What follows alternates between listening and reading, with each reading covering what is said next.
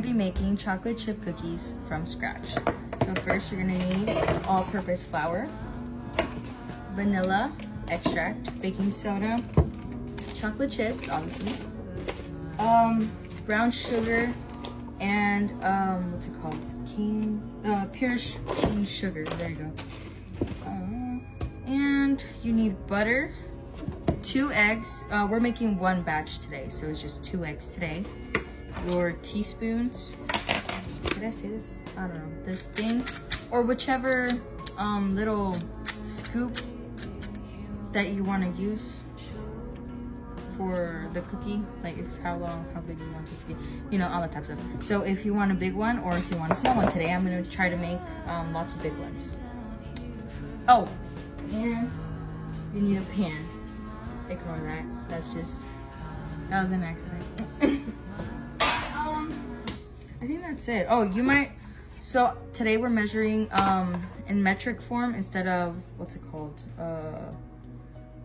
The cups and everything, all that. I don't know, because I don't have the cup thingy. So we're gonna do grams. So grab one of these or anything, or just, you know, guess how much. You'll see. But yeah, just have your ingredients ready at hand and not messy like mine. Okay, so the next step is having a way to mix it. You don't necessarily need a mixer, the big one. No, you can use the hand mixer, or you can even do it by hand, but by hand is really, really hard. It's not really hard. I mean, it's a great workout for your arm, you know. But okay, so just have first your bowl. Oh, you need a bowl too, sorry. Oh, and a cup to measure something. Okay, so as you can see, I'm putting this on here. Oh, but first, turn it on, and then place it on there. 0. All right, and we start pouring the all-purpose flour onto here. We need exactly 427 grams, so that has to go to 427. Let me go ahead and put this to 400. All right, next is the sugar. Okay, next is the sugar. You need 232 grams on that one. And let's go ahead and tear that up real quick. Okay, and then pour the sugar into the flour, the same flour. Okay. All right, next is sugar. You need another brown sugar. Why does this one feel so much better than the other one? Okay, for this one you need 213 grams. We have 213 brown sugar. Then pour it in here.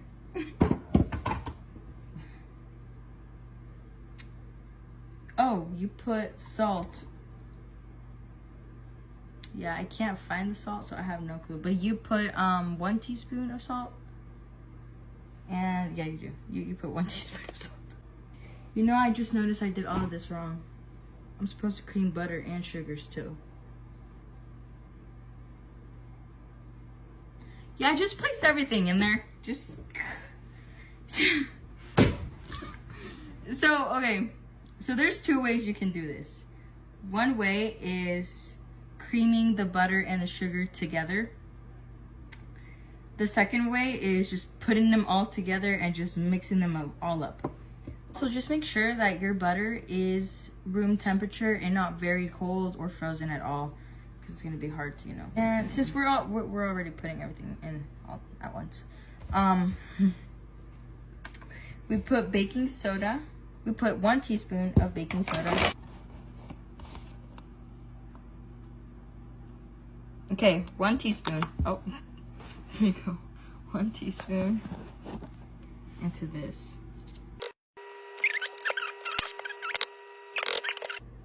All right. I don't know if you can see me or you can see my double chin. But we have this. We have all the ingredients in there. Put 1 teaspoon of salt.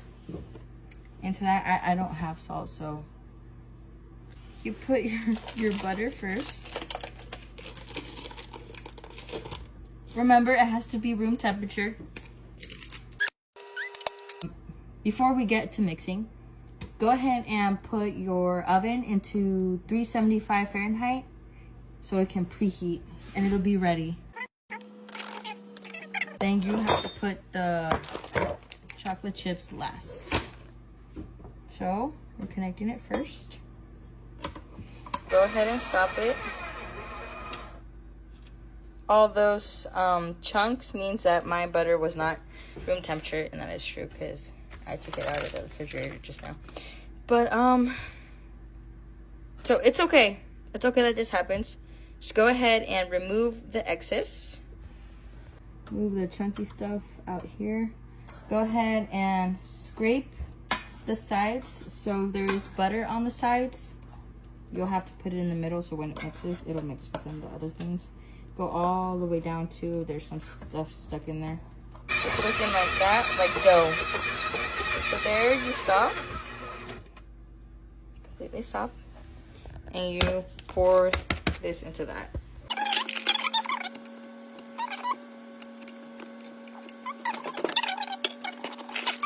Put 396 grams if you want to be specific.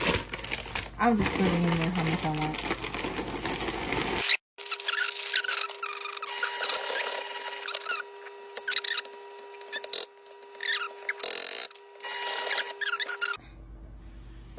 Right.